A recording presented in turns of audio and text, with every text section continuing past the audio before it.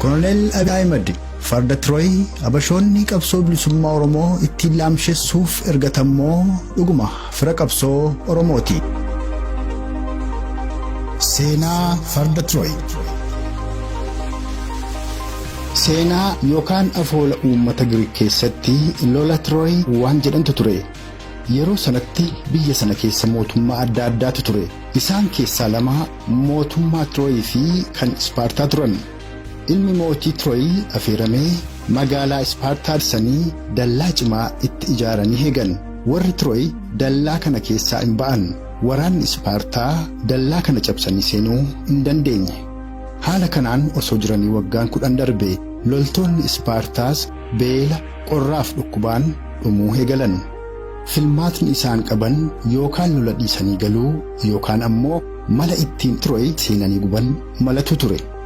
Mala isaaniitti deebi'anii fakkeessuufis xiqqoo gara boodaatti deebi'anii warra Tiroy irraa dhokatan. Mootummaan Tiroyis jarroo abdii kutattee biyya isheetti galtee jirti jedhee gara galgalaa balbala dallaa banee farda mukarraa hojjetame kana ol galfate. Halkan walakkaa ta'ee warri Tiroy hundi yeroo rafan loltoonni Ispaartaa garaa farda mukaa keessaa yaa'anii egaan erga yeroo sanaa farda Tiroy yookaan Tirojaan Horse jechuun nama waan gaarii kan namaa godhe fakkeessee namatti siqee malaan barbadeessaniirraa erga hanga kana dubbanne mee amma immoo gara dubbii ijoo keenyaa waa'ee farda abashootaa isa abashoonni ittiin Oromiyaa fi Oromoo kolonii impaayera isaanii jala turfachuuf maqaa Oromootiin hangonfataniitti haa deebinu. Koloneel Abiyyiif kittillayyoonni isaa qabsoo bilisummaa Oromoo keessatti akka farda Tiroyitti ilaalamu. Qabsoo bilisummaa Oromoo fi Oromummaa kan diina wajjin ta'anii balleessuuf gannoota 26 carraaqanii dadhaban fira fakkaatanii awwaaluuf sobaan Oromummaa dhaadessaa qabsoo bilisummaa Oromootti dhufan. Habashoonni farda mukaa Oppiidiyoo jedhamu kan maqaa Oromoo qabu ijaaranii miseensota isaanii keessa dhoksanii maqaa Oromoon haangootti ol baasan. Akeekni isaanii Itoophiyaa dulloomte faca'insarraa hambisuudha. Kan Itoophiyaa dulloomte facaasuu ga'e immoo sabboonummaa uummattoota cunqurfamooti jedhanii hubatu. Isaan keessaa inni guddaan Oromummaan dagaagee Itoophiyummaa ukkaamsa jedhanii amanu. Oromummaa fi Itoophiyummaan wal cinaa guddachuu akka hin dandeenyes tolchanii beeku. Kanaaf sabboonummaa Oromummaa qancarsuu fi Itoophiyummaa dagaagsuu irratti halkaniif guyyaa hojjetu. Kanas hojiitti hiikuuf fardi mukaa abashoonni tolfatan Oppiidiyoon sabboonummaa Oromoo kan afaan Oromootti, seenaa Oromootti, aadaa Oromootti, eenyummaa Oromootti kabajaa hore sabboonummaan Oromoo xiqqeessa jedhanii cileetti dibuu fi Oromoo jibbisiisuuf halkaniif guyyaa yaalaa jiraatuu isaaniiti. Kana qofaas miti. Koloneel Abiy federaalummaa biyyattii keessaa balleessuuf akka hidhatee ka'ee ifaa godheera. Kanaafis ragaa guddaa kan ta'u dubbii inni dhimma kana irratti dubbate afaanuma isaarraa haa dhageenyu. ጥቂት ወራት በኋላ ኦሴዴፓ የሚባል የለም። Baatilee amma tokko booda Osedeeppaa kan jedhamu hin jiraatu. Paartii Affaar kan jedhamu hin jiraatu. Paartii Beneeshaangul kan jedhamu hin jiraatu. Paartii Oromoo yookaan Amaaraa kan jedhamu hin jiraatu. Paartii tokkicha kan Itoophiyaa hundi keenya kan keessatti argamu uumnee jechuun dubbisaa itti fufe. Egaan kun hundi sabboonummaa uummattootaa dhabamsiisuuf akka Koloneel Abiy jedhetti Itoophiyaa kabajaaf guddina ishee durii kan saboonni cunqurfamoon keessatti mirga hin argannetti deebisuuf mala dhaayameedha. Kun ammoo fedhii Amaarota sirna olaantummaa Amaaraa durii deebisuuf hojjetan wajjin tokko isa godha. Oromoon sabboonummaan injifannoolee hedduu nu gonfachiisuu amanuu fi injifannoolee kana tursiisuu barbaadu Koloneel Abiy diina sabboonummaa ta'uusaa hubachuu qaba. Yaa Oromoo sabboonummaa afaan keetti, aadaa keettii fi eenyummaa keetti kabaja hore dhabamsiisuu ni feetaa. Yoo feete Koloneel Abiy duukaa gugadhu. Yoo tursiifachuu fi guddifachuu barbaadde garuu sabboonummaa kee jabeeffadhu.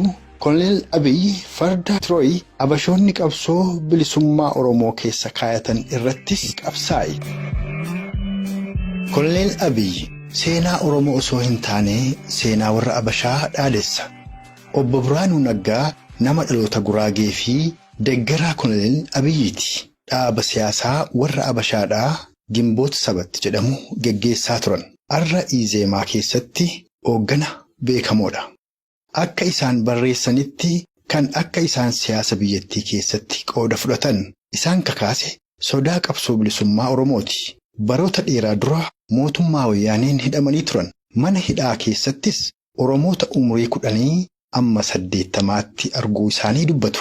Oromoota mana hidhaa jiran kana dubbisanii qabxiin isaan hubadhe jedhan dubbiin Oromoo kun Itoophiyaa deeguuf akka deemu. Roorroon Oromoorra ga'uu isaan dubbachiisee hin beeku. Kan isaan yaaddessu tokkummaa Itoophiyaati.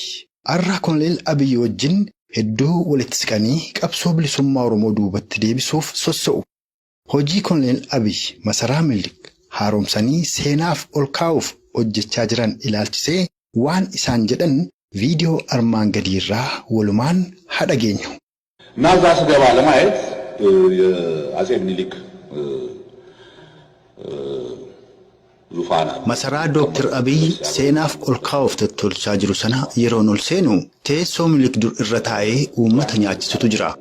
Kana maal gochuuf deemtaa? Hiikaan isaa maali? Osoo dubbannuu kan Minilik qofa osoo hin taane kan Haayile Sillaasee fi kan Mangistuufaas achi keessa jira.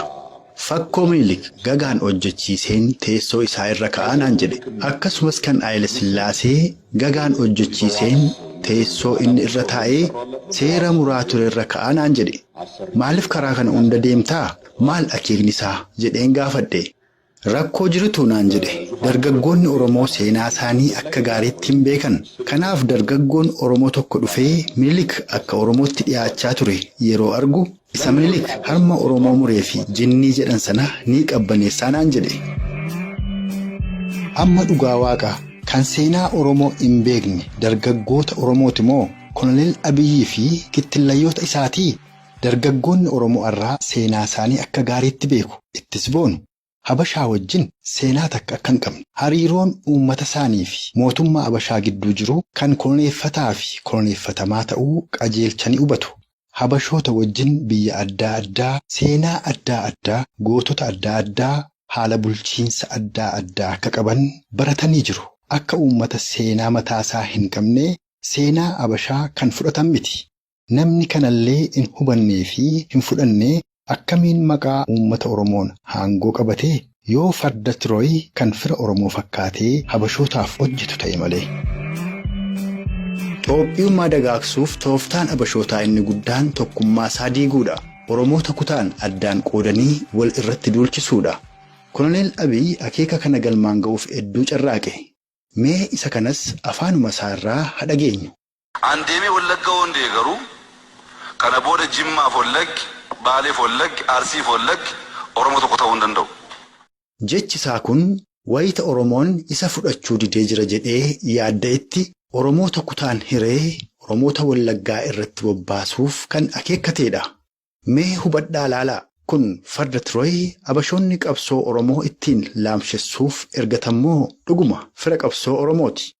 Shakkii tokko malee kun hojii farda Tirooyi kan tokkummaa Oromoo dhiigaa fi lafee ilmaansaan ijaarame diiguuf aggaammateedha.